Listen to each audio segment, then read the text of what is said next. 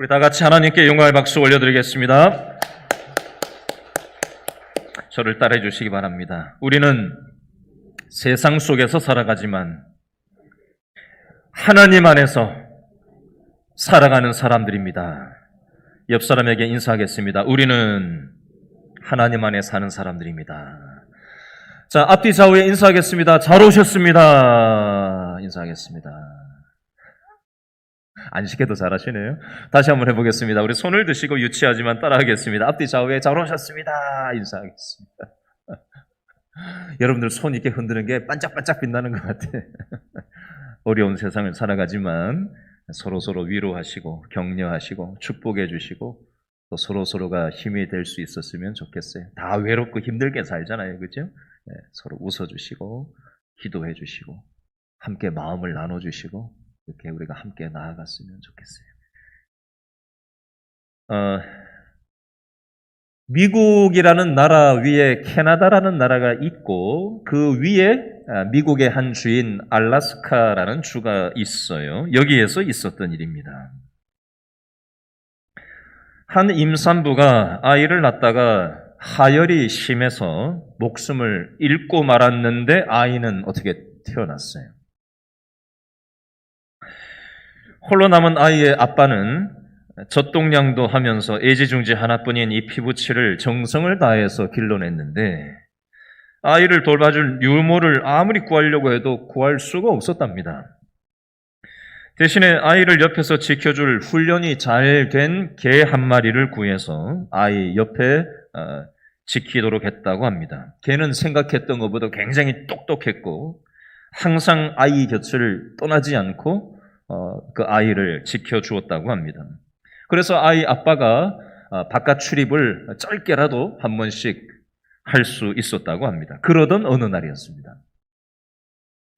급한 일이 생겨서 일을 보러 나가면서 평상시처럼 개한테 아이를 지키게 하고는 빨리 갔다 일을 보고 들어온다고 했는데 일하다 보면 이게 생각보다 더 길어지는 것들이 있잖아요. 그렇죠?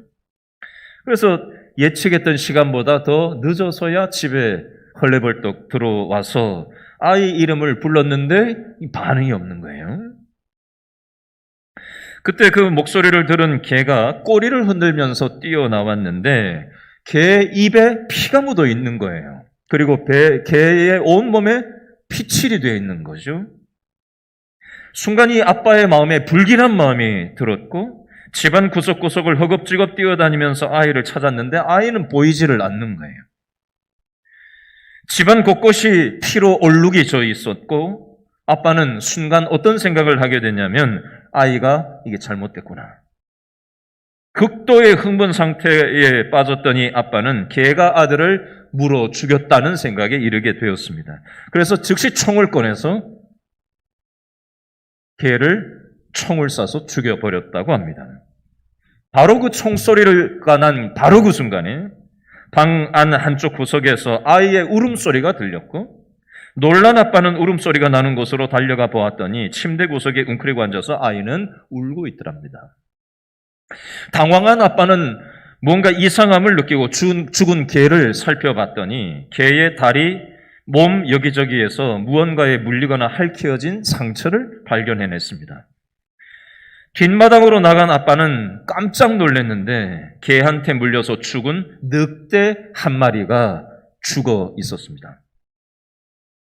상황은 늑대 한 마리가 집 안에 있던 그 아이를 해치려고 하자 이 개가 그 아이를 지켜내기 위해서 피를 철철 흘리면서 늑대하고 싸우다가 집안 곳곳에 피가 묻어 있었고 개 입에도 피가 묻어 있었던 것이었는데 이 아이 아빠는 아이가 소리가 안 나고 개의 온 몸에는 또 집안 구석구석엔 피가 묻어 있으니까 이게 틀림없이 개가 아이를 해친 게 맞다고 생각하고 죽여버린 그런 일이었습니다. 제가 이 얘기를 왜 말씀을 드리냐면요. 사람들은 내 생각의 어떤 틀에 갇혀서 무언가를 생각하고 판단하고 행동하는 경향이 있습니다. 보이는 그대로 봐야 되는데 내가 보고 싶은 대로 사물을 봅니다. 귀에 들리는 대로 객관적인 소리를 들어야 되는데 내가 듣고 싶은 소리만 쏙 빼가지고 듣습니다. 현재까지 코로나 확진 판정을 받은 우리나라 국민은 대략 900만 명 정도 됩니다. 누적. 우리나라 인구 5.7명당 1명이 현재 코로나 확진 판정을 받았습니다. 대략 한 6명당 1명 정도 꼴이에요. 지난 한 주간 동안만 우리 길신교회 등록 어른과 아이 포함해서 제가 코로나 확진 됐다라는 소식을 듣고 연락한 우리 교회 성도만 지난주 한 주 동안 17명이에요. 우리 교회 교인들 숫자는. 확인 안 된 사람은 더 있을 수 있습니다. 어제 코로나에 확진되었다는 우리 교회 성도 한 분과 전화 통화한 내용입니다. 이 가정은 어린 아이가 태어나서부터 지금까지 10년도 채 살지 않은 아이인데 이 아이가 수술을 수도 없이 많이 한 아이예요. 그러니까 이 코로나가 만약에 감염이 됐을 경우에 이게 기저질환이 있기 때문에 굉장히 이게 불안한 상황이란 말이에요. 지금까지 잘 왔어요. 2년 몇 개월 동안 이제 감염되지 않고 잘 온 거죠. 근데 며칠 전에 저녁 식사를 온 가족이 함께 모여 앉아서 하고 있는데 갑자기 이 꼬맹이가 몸에 쥐가 나고 애가 몸을 못 쓰는 거예요. 그리고 머리가 아프다고 소리를 지르고 열을 재보니까 40도가 넘어서 펄펄 끓는 그런 상황이었던 거예요. 그래서 깜짝 놀라니 엄마가 119를 불러가지고 119 대원들이 왔어요. 근데 이미 아빠는 확진 상태였고 엄마도 확진 상태였기 때문에 그걸 확인하더니 아이의 증상이나 상황을 보더니 119에서 병원에 입원할 수 없다는 거예요. 할 수 있는 게 없다는 거예요. 못 간다는 거예요. 그래서 집에서 할 수밖에 없다는 얘기를 하더라는 겁니다. 여러분, 그런 상황이면 여러분 같으면 여러분이 부모 마음이면 입장이면 어떻겠어요? 안 그래도 아이가 수도 없이 수술을 많이 한 아이고 지금 증상이 쥐가 나서 지금 어떻게 하지 못하는 저런 정도의 상황인데 얼마나 이 마음이 다급했겠냐고요. 엄마가 막 어쩔 줄을 몰라서 그러고 있으니까 옆에서 지켜보던 아들이 이렇게 말하더랍니다. 엄마 진정해. 하나님 믿잖아. 이렇게 얘기를 하더래요. 119 대원들이 돌아가고 나서 아이가 체온이 40도에서 떨어지지를 않아서 어떨 때는 1시간에 해열제를 5번 먹였는데도 아무 열이 떨어지지를 않더라는 거예요. 40도에서. 이틀 동안 꼬박 잠도 못 잤대요. 아이를 돌본다고. 나중에 이 성도님이 이렇게 기도했다고 저한테 얘기를 해요. 천하 만물을 만드신 하나님밖에 없습니다. 세상 방법으로 다 해봤는데 할 수 있는 것이 아무것도 없습니다. 내 생각, 내 행동, 하나님의 은혜로 이 아이를 고쳐주세요. 기도를 하고 나니까 하나님이 마음속에 평안한 마음을 주시더래요. 그러고는 전기장판에다가 아이를 눕힐 마음을 주시더라는 거예요. 열이 펄펄 끓는 아이를 옷을 벗겨서 막 아무리 닦고 뭐 별짓을 다 해도 안 되는데 그 뜨거운 전기장판에 눕혀가지고 눕힐 것에 대한 마음이 오더래요. 그래서 눕혀놓고는 본인도 또 옆에서 누울 마음을 주시더라는 거예요, 하나님이. 그래서 누워가지고 팔베개를 하고는 그러고 잠이 들었대요. 잠이 깨서 보니까 본인 몸에서 이제 식은 땀이 났겠죠. 그러고 나서 나중에 온도를 재보니까 이틀 동안 40도에서 전혀 내려오지 않던 해열제를 1시간에 5번 먹여도 전혀 반응이 없던 그 온도가 잠깐 누워서 자고 일어났는데 36.5도로 싹 돌아왔대요. 그리고는 아이가 밥도 먹고 뭐도 먹고 잘 논다고 하면서 가래만 조금 지금 있다고 하면서 그런 얘기를 하면서 저한테 이런 얘기를 했어요. 하나님께서 고쳐주셨어요. 목사님한테 이거 나누고 싶었어요. 그러면서 눈물 짓는 마음으로 저한테 이런저런 얘기를 함께 믿음의 고백을 나눠주셨어요. 제가 방금 두 가지를 얘기했습니다.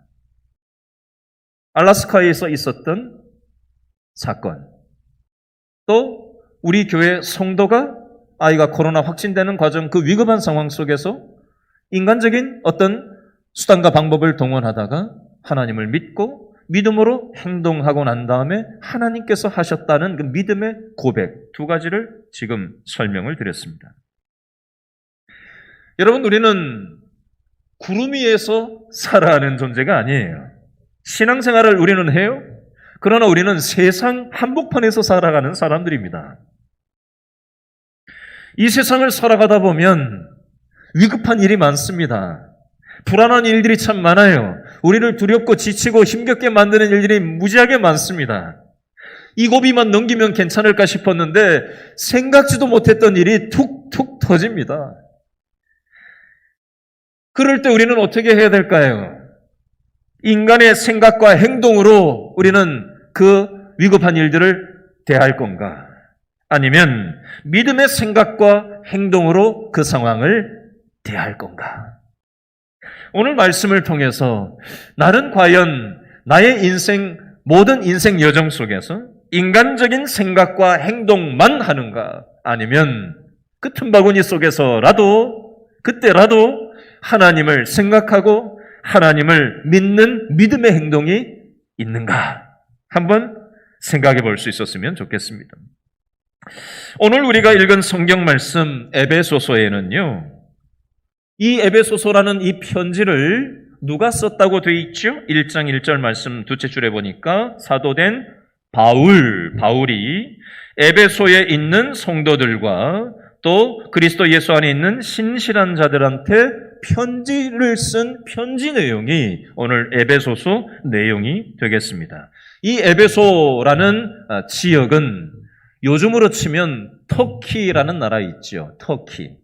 터키라는 나라의 서쪽 지역이 오늘 성경의 그 당시 에베소 지역이 되겠습니다. 그 당시에는 세계 최대 제국이 로마였고요. 로마 식민지였던 나라들이 그 인근에 있는 거의 대부분의 나라들이 이스라엘을 중심으로 해서 소유럽 국가 쭉 이쪽으로 띠를 둘러가지고 북부 아프리카, 그리고 이 아시아 지역, 그리고 이 유럽 지역 대부분이 로마가 식민지를 장악하고 있던, 로마의 힘이 세계 패권을 장악하고 있던 그 시절에 이 바울은 로마의 감옥 속에 수감되어 있는 상황에서 지금 편지를 쓰고 있는 거예요. 저는 며칠 전에 터키를 다녀왔습니다. 이 에베소 지역을 다녀왔어요. 비행기 타고 간 건 아니고요. 유튜브로, 영상으로 랜선 여행을 이 에베소 지역, 터키 지역을 다녀왔습니다. 사도행전 19장에 나오는 그 원형 경기장, 그 아데미 신을 섬기던 이 에베소 지역의 사람들이 사도 바울을 잡아 죽일 듯이 인파가 몰려서 잡아 죽이려고 막 데모를 하고 막 그렇게 데모를 했던 바로 그 원형 경기장이 지금 성지순례 가야만 볼 수 있는 것만이 아니라 전문가의 안내와 함께 유튜브에서 에베소 검색만 하면은 엄청난 자료들이 요즘 널려 있습니다. 엉뚱한 거 보지 마시고 그런 공부를 하셔요. 아셨죠? 그러면 원형 경기장 수천 명, 벌써 한 2000년 전 있었던 이 에베소 지역의 원형 경기장이 그대로 복원되어서 에베소 지역에 그 당시 3대, 로마의 3대 도시 중에 하나가 바로 이 에베소 지역이었는데요. 인구가 한 20만 명 이상이 살았고 또 배로 무역이 그때 성행했던 상업 도시가 바로 이 에베소 지역이었습니다. 아데미 신전이 대단했고요. 대단한 상업 도시로 로마 세상의 중심지 중에 하나가 바로 이 에베소 지역이었습니다. 세상의 중심 에베소에서 살아가는 성도들한테 감옥 안에 갇혀 있었던 사도 바울이 지금 편지를 쓰고 있는 거예요. 여러분 한번 상상을 해보세요. 감옥에 갇힌 사람이 감옥 바깥에 있는 사람들한테 위로하는 편지를 써야 되겠습니까? 아니면 감옥 바깥에 자유로운 사람들이 감옥 안에 있는 사람한테 위로하는 편지를 써야 맞겠어요? 감옥 바깥에 있는 사람이 감옥 안에 갇힌 수감자한테 위로 편지를 쓰는 게 일반적인 우리 생각이잖아요. 근데 오늘 성경은 반대예요. 감옥에 갇혀 있는 사도 바울이 감옥 바깥에 있는 자유로운 사람들한테 오히려 위로하고 축복하고 격려하는 이 말도 안 되는 행동을 지금 하고 있다는 겁니다. 여러분, 신앙이라는 건요, 상식하고 달라요. 세상 논리하고 다르다고요. 사도 바울의 몸은 감옥 안에 갇혀 있었어요. 근데 바울의 마음은, 바울의 영혼은 누구 안에 있었느냐? 예수님 안에 있었습니다. 그랬기 때문에 사도 바울의 마음은, 영혼은 하나님의 은혜로 충만했고요. 하나님이 주시는 평강이 마음에 떡하니 자리 잡고 있었습니다. 그래서 이걸 느끼지 못하고 신앙생활하는 에베소 교인들을 향해서, 이걸 체험하지 못하고 살아가는 에베소 성도들을 향해서 이걸 좀 경험하면서 신앙생활을 했으면 좋겠다. 이 마음을, 이 심정을 가지고 이 에베소서를 감옥 밖에 있는 성도들을 향해서 쓴 내용이 에베소서가 되겠습니다. 지난주에 제가 민수기 성경 말씀을 통독을 하다가 민수기 6장 24절, 25절, 26절 말씀을 읽는데 제 딸아이가 딱 생각이 났어요. 그래서 제가 저희 딸아이한테 이 민수기 6장 24절, 25절, 26절 말씀에다가 제 딸아이의 이름을 딱 넣어가지고 문자를 보내줬어요. 여호와는 내게 복을 주시고 너를 지키시기를 원하며 여호와는 그의 얼굴을 내게 비추사 은혜 베푸시기를 원하며 여호와는 그 얼굴을 내게로 향하여 드사 평강 주시기를 원하노라. 이렇게 문자를 제가 보냈더니 저희 딸아이가 하트를 몸에 안고 있는 이모티콘을 저한테 뿅 보냈더라고요. 여러분, 제가 이 말씀을 다시 한번 이렇게 보던 중에 민수기 6장 25절에 보니까 은혜라는 표현, 민수기 6장 26절에 보니까 평강이라는 단어가 나오는데요. 오늘 본문 에베소서 1장 2절에도 이 은혜와 평강이 에베소 교인들한테 있었으면 좋겠다고 축복하고 편지 쓰는 사도 바울의 모습이 나와요. 똑같은 단어 아니에요? 은혜와 평강. 여러분, 제가 새벽마다 무슨 기도하겠어요? 목사가 새벽에 기도하는 게 뭔지 궁금하지 않으세요? 여러 가지를 기도합니다만 오늘 본문과 관련돼서 지난주에 제가 이렇게 기도했던 기억이 오늘 말씀 묵상하면서 생각이 났어요. 하나님, 우리 교회 장로님, 아무개 장로님이 이 하나님의 은혜와 평강을 경험하면서 하나님의 사랑 안에서 살았으면 좋겠습니다. 우리 안수 집사님, 아무개 안수 집사님이 하나님의 은혜와 평강을 경험하고 하나님 사랑 안에서 살았으면 좋겠습니다. 우리 아무개 권사님이 하나님의 은혜와 평강을 경험하고 하나님을 열렬히 사랑하면서 살아갔으면 좋겠습니다. 그렇게 지난주에 제가 새벽예배 마치고 왔다 갔다 하면서 우리 성도들 얼굴을 떠올리면서 이름을 떠올리면서 제가 그렇게 기도했던 기억이 있어요. 여러분, 사도 바울만이 아니라 성경을 읽던 저의 마음, 아빠의 마음에 딸아이가 하나님의 복을 경험하고 살았으면 좋겠다. 또 담임 목사 마음에 우리 길신교회 성도들이 하나님의 이 은혜와 평강을 예수님 사랑하는 마음에 사로잡혀서 그러고 살아갔으면 좋겠다라는 이 마음을 저에게만 주신 것이 아니라 하나님께서는 오늘 예배드리는 저와 여러분의 마음 가운데 하나님의 은혜를 우리가 먼저 경험하고 하나님의 평강이 우리의 환경과 관계없이 우리 마음속에 들어차서 믿지 않는 우리 가족, 믿지 않는 우리 이웃, 믿지 않는 우리 직장 동료들에게 하나님의 이 복을 흘려보내는 축복의 통로로 오늘 예배드리면서 믿음으로 일어서시는 저와 여러분 다 될 수 있기를 바랍니다. 아멘. 그렇게 됐으면 좋겠어요. 질문을 드리겠습니다. 제가 한 단어를 지금 딱 던질 텐데요. 이 단어를 딱 들으시면서 여러분은 어떤 생각이 팍 드시는지 한번 생각을 해보십시오. 이 단어에 대해서 긍정적인 느낌인지 부정적인 느낌이 딱 드는지 얘기할게요. 교회. 어떤 이미지가 딱 떠오르십니까? 부정, 긍정. 여러분, 최근 코로나를 맞으면서 뉴스에서 교회에 왜곡되어져 있는 수많은 것들을 들추어내면서 마치 모든 이 세상 교회가 다 그런 교회인 양 싸잡아서 통으로 그렇게 부정적인 보도를 사실 많이 했어요. 물론 교회에 왜곡된 모습이 있는 게 사실입니다. 그럼에도 불구하고 하나님께서 기뻐하시는 진짜 진실하고 순수하게 하나님 사랑하고 하나님 안에서 살아가려고 몸부림치는 많은 성도들이 여전히 있는 게 사실이에요.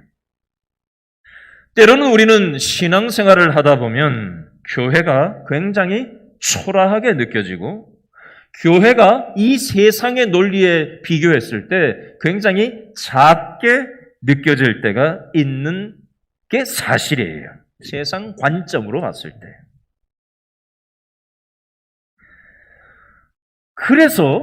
그래서 제가 비유를 들어볼게요. 교회에 대해서 교회 다니지 않는 사람들은 뭐 하나님 인정하지 않으니까 당연히 그렇다고 치더라도 교회 다니는 사람들은 적어도 내가 신앙생활을 한다라고 생각하는 사람이라면 이런 자세를 가져서는 안 되는데 교회 다니는 사람들의 생각 속에서조차 교회에 대한 이미지가 부정적이고 심지어 어떤 느낌이냐면요. 예를 들어볼게요.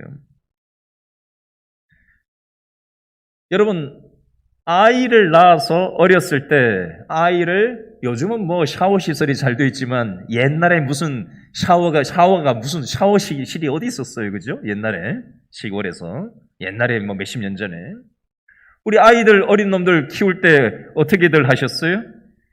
예? 이 조그마한 통 같은 거 하나 놓고 고무통 하나 놓고 거기다가 아이를 쏙 집어넣어가지고 어떻게 해요?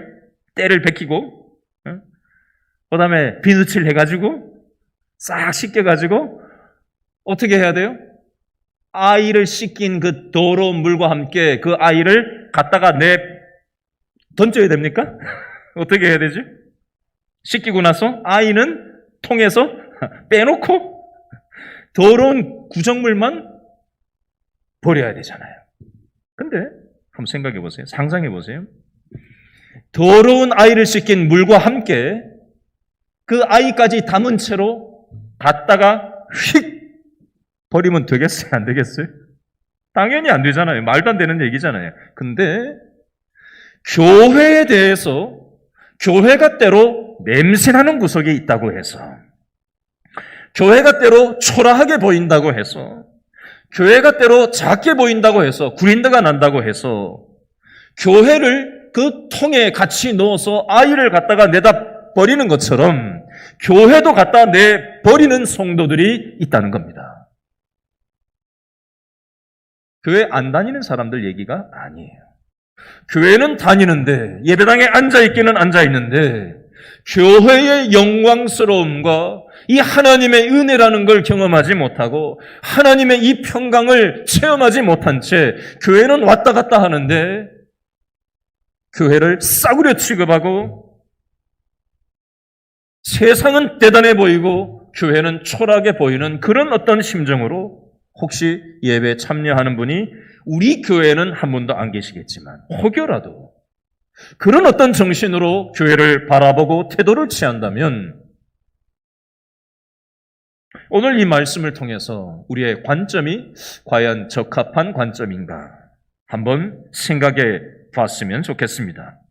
오늘 사도 바울은 로마의 감옥에 갇혀 있었어요, 몸은. 근데 그 마음과 영혼은 하나님의 은혜, 예수님 안에 있었어요.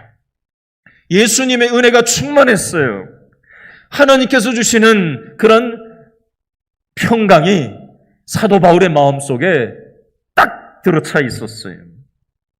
에베소서는요, 에베소서 1장, 2장, 3장, 4장, 5장, 6장까지 6장밖에 안 되는데요.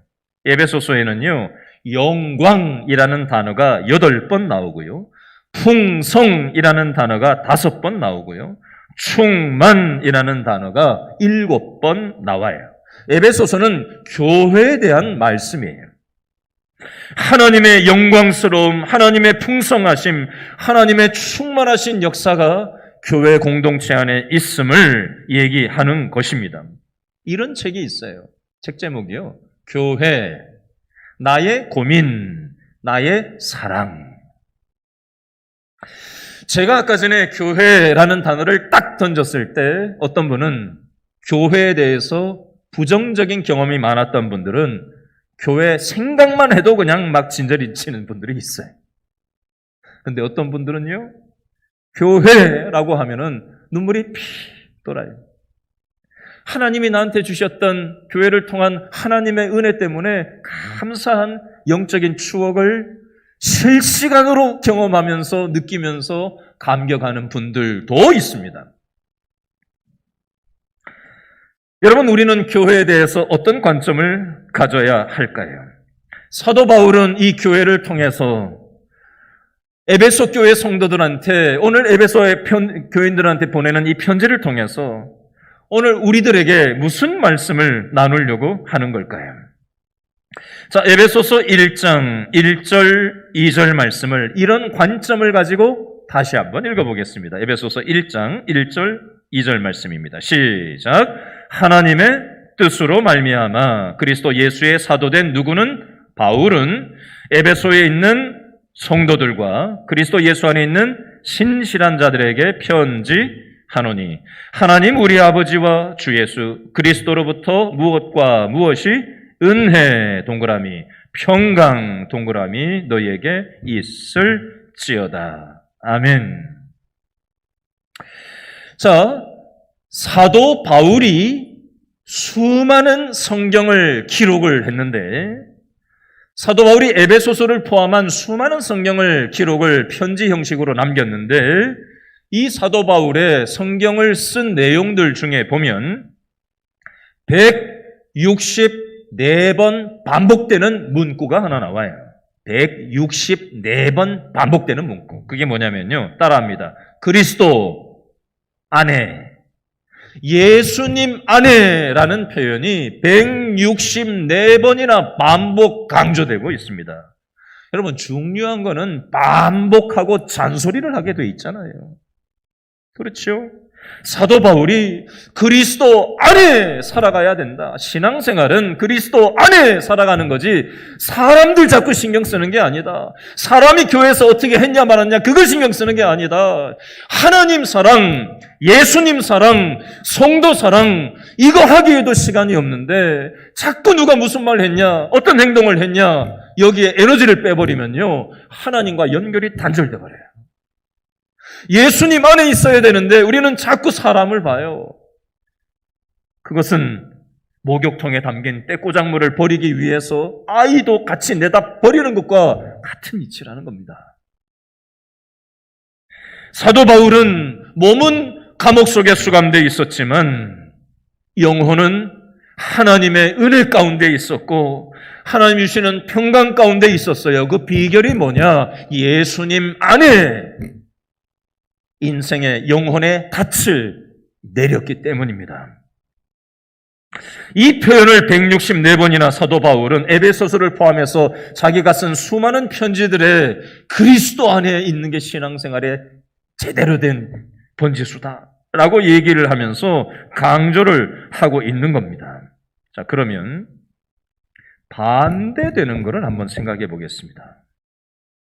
사도 바울은 은혜와 평강을 사도 바울이 감옥에 있었지만 경험할 수 있었던 비결은 뭐냐? 예수님 안에 있었기 때문이었어요.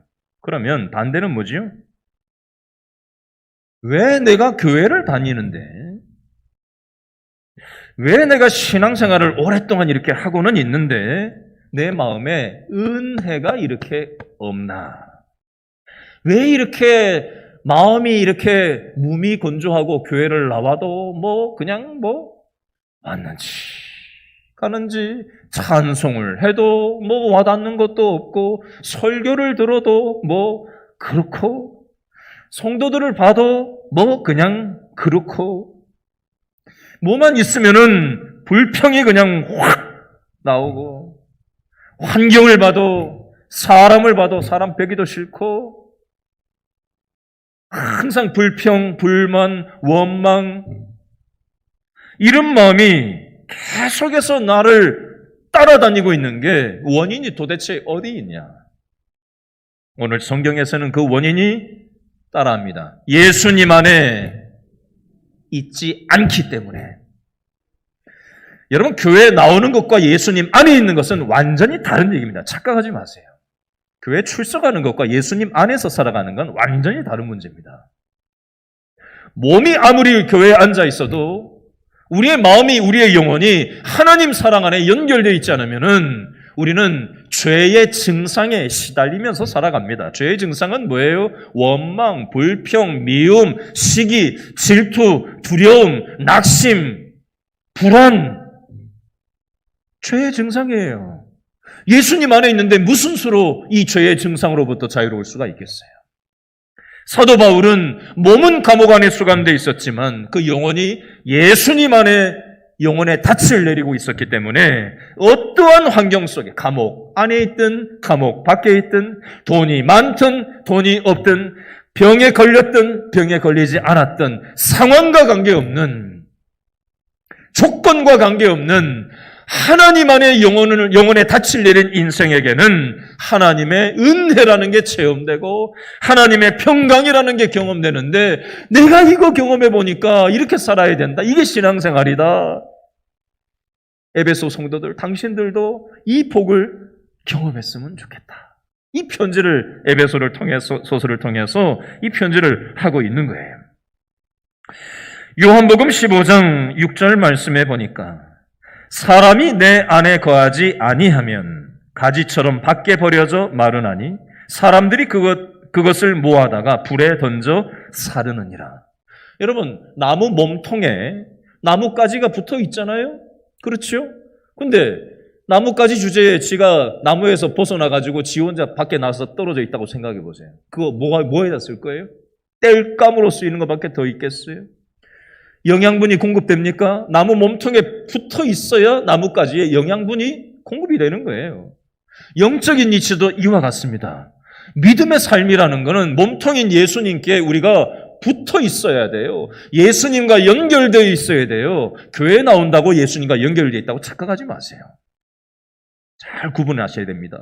예수님 안에 거한다라는 것은 말씀을 내가 공급받고 기도하면서 하나님과 연결된 작업이 있어야 되는데, 주일날 한번 딱 와서 1시간 동안 잠깐 하나님 생각하고 안녕히 계세요. 그러고는 월화수목금토 내 맘대로 살면 그건 예수님 안에 살아가는 방식이 아닙니다. 물론 우리는 천국에서 사는 것이 아니라 이 지상에서 살기 때문에 우리가 예수님을 생각하고 예수님 안에 산다고 하는 것이 완벽하게 그렇게 살 수는 물론 없습니다. 그럼에도 불구하고 기본적으로 내 뜻이 아닌 하나님의 뜻대로 살려고 우리가 하나님 앞에 몸통이신 예수님께 붙어 있을 때 우리는 영양분을 공급받고 믿음의 삶을 살아갈 수 있는 겁니다. 그래야 은혜를 경험할 수 있고 그래야 평강을 누리면서 살 수 있는 겁니다. 요한복음 15장 4절 말씀에 보면 내 안에 거하라 나도 너희 안에 거하리라. 우리가 예수님 안에 거하면 예수님도 우리 안에 거하시겠다라고 말씀합니다. 사랑의 관계로 예수님과 함께 살아가는 거예요.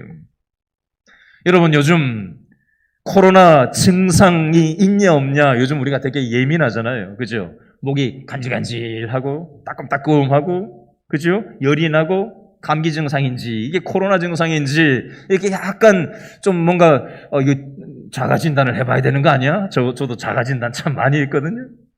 선별진료소 가서 이게 검사해봐야 되는 거 아닌가?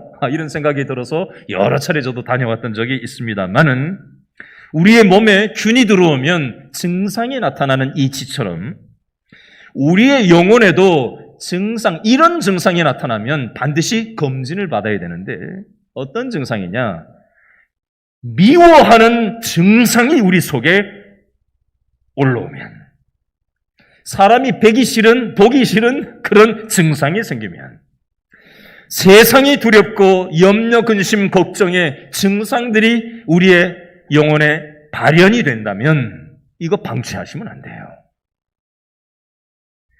이 증상에는 뭔가 원인이 있는 거잖아요.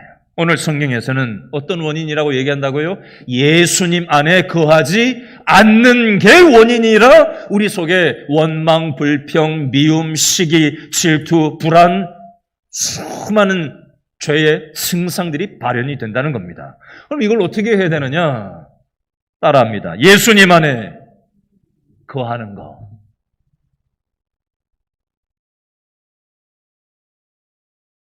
잠언 4장 23절 말씀해 보니까 무릇 지킬 만한 것 중에 더욱 내 무엇을 지키라? 마음을 지키라. 생명의 근원이 이에서 남이니라. 우리의 마음을 내가 지킬 수 있어요? 이를 꽉 깨물고 내가 내 마음 지켜야지 하고 보초를 세우면은 내가 내 마음을 지킬 수 있던가요? 안 돼요. 내가 내 마음 못 지킨다고요. 그럼 어떻게 해야 돼요? 하나님, 내 마음을 지킬 수 있는 힘이 나한테 존재하지 않습니다. 내 마음을 지켜주십시오. 우리가 우리 가정을 지키려고 얼마나 애를 씁니까?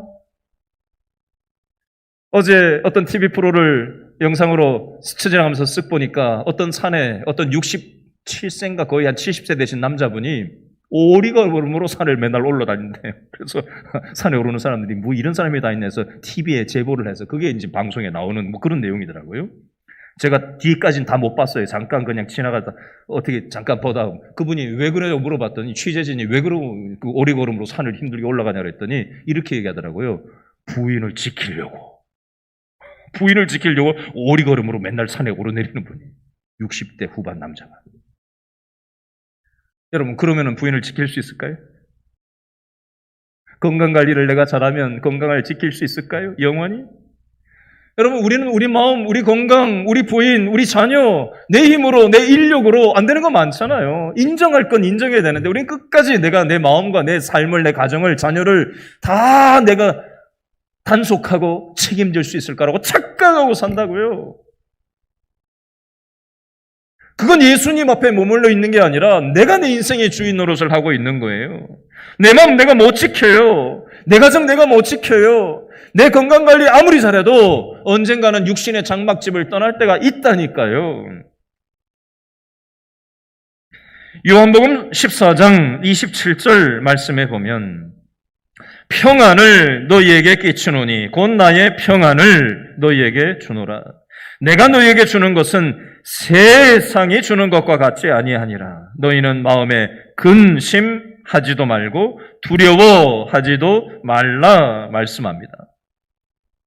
우리 마음에 두려움이 몰려오고 근심이 몰려올 때 하나님 도와주세요. 하나님을 찾고 의존할 때 하나님께서 평안을 우리 마음속에 집어넣어 주세요. 평강을 주셔요. 하나님의 은혜로 도와주십니다.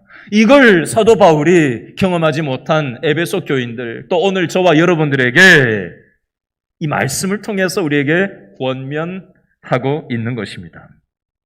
여러분 중국 초창기 선교사였던 허드슨 테일러라는 아주 유명한 선교사 중에 선교사가 있어요. 근데 제 아무리 유명한 선교사도요, 하나님 안에 있지 않으면요, 자기가 불평이 나오고 선교지에 갔는데 원망이 나오고 두려움이 오고 염려 때문에 너무 힘들었대요.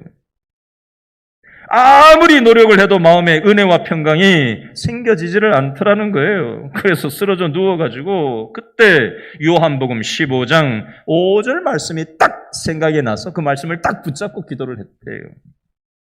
나는 포도나무요, 너희는 뭐다? 가지니.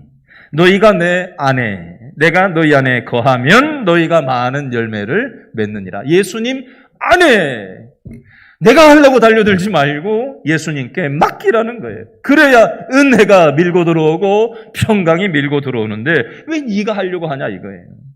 우리 스스로 열매를 맺을 수 없는데 내가 하려고 달려들었다가 안 되니까 우리는 지쳐 나가 떨어져가지고 불평하고 원망하고 두려워하고 염려로 그 증상들로 인해서 우리는 신음하는 삶을 계속 반복적으로 그 짓을 반복하고 있는 거 아닙니까?